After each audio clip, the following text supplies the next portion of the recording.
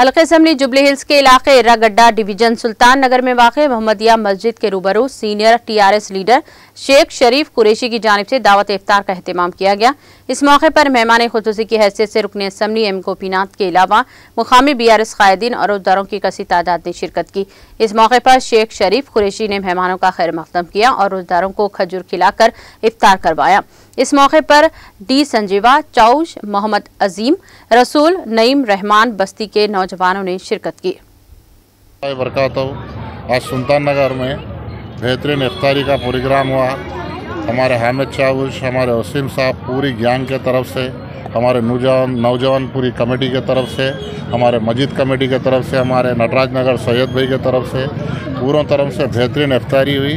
अल्लाह ताला सबको यही नसीहत दें दो, अच्छी मेहनत करे बहुत पूरे बच्चे, अच्छी इफ्तारी हुई। मैं शुक्रगुजार हूँ इन लोगों का पूरों का। आइंदा साल भी अच्छे से अच्छा करेंगे, अल्लाह हयात दिया। पब्लिक आई थी? हम तो 6000 आदमी का पकवान करे थे। अब वो पब्लिक तो बहुत ही थी। गोपीनाथ एमएलए साहब ही थे।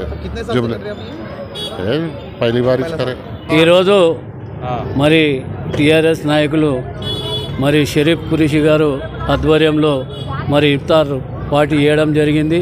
మరి దీనికి చీఫ్ గెస్ట్గా ఎమ్మెల్యే మాగంటి గోపీనాథ్ గారిని పిలవడం జరిగింది। మరి ఇఫ్తార్ పార్టీ కూడా చాలా పెద్ద ఎత్తున చాలా బాగా జరిగింది। మరి ఆయన షరీఫ్ కురేషి ఏది చేసినా కానీ పెద్ద ఎత్తున చేసి మరి ప్రజల మన్నన తీసుకుంటాడు। మరి ఆయన ఎప్పుడు ఎల్లకాలం అందరూ బాగుండాలని చెప్పేసి ఆయన ప్రార్థనలు చేయడం కూడా జరిగింది। అటు విధంగానే వచ్చేసారి మరి భారీ ఎత్తున చేయడానికి మరి అందరికీ చెప్పడం జరిగింది।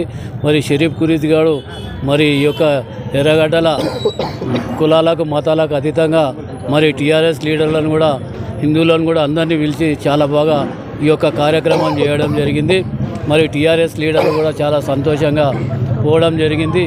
ఈ యొక్క ఇఫ్తార్ ఎందుకు మరి మాగంటి గోపీనాథ్ గారు చీఫ్ గెస్ట్గా వచ్చినందుకు మరి ఆయనకు కూడా ఎర్రగడ్డ డివిజన్ నుంచి 8000 వచ్చి ఉండొచ్చు అనుకుంటున్నాను నేను। ఎందుకంటే పబ్లిక్ బాగా ఉండే మరి 6 నుంచి 8000 ఉంటారు నా